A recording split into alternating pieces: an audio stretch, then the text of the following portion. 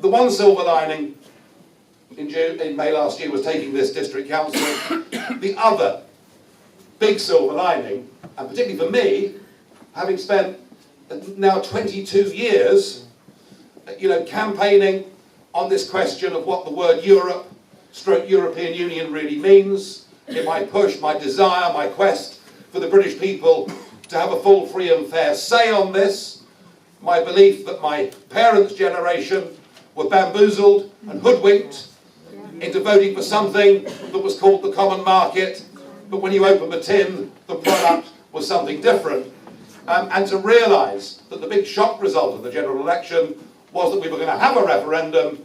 I have to say that was the most positive thing that could possibly have come out of those elections in May of last year. Yeah. We are going to have this opportunity, and ladies and gentlemen, it is going to be the biggest political decision this country will take in any of your lifetimes. Yeah. And I am feeling increasingly optimistic as time goes by, despite the fact we know the big battalions will be against us. We know the Labour Party, the Tory Party, what's left of the Lib Dems.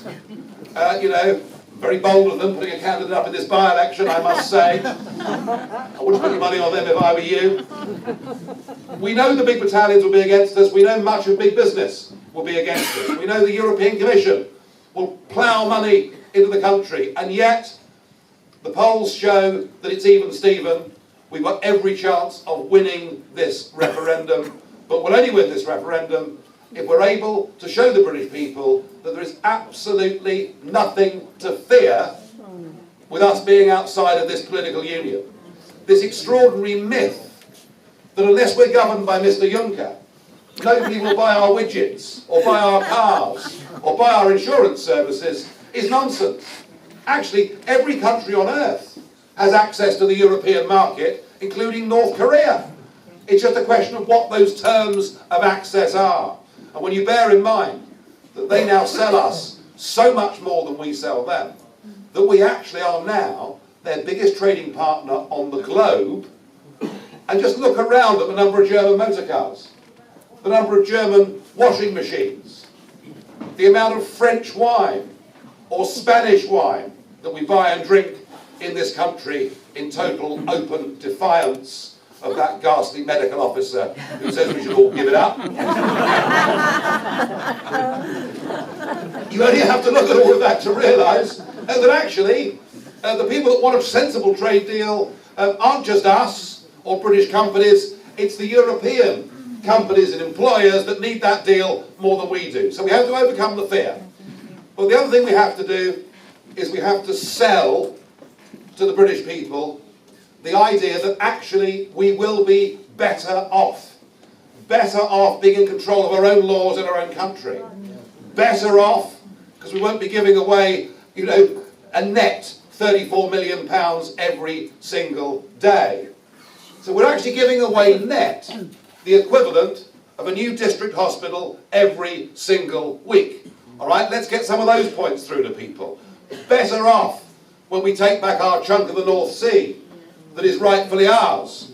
Yeah. I had lunch yesterday in London with a delegation that had flown over from Oslo to see me. They simply can't believe that we've given away half the North Sea when they've kept to a 200-mile limit.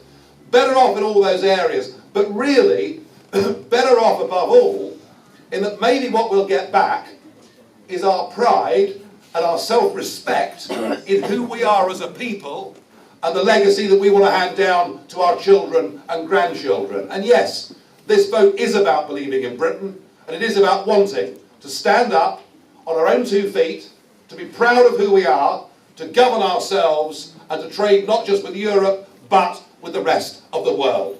And that message will win.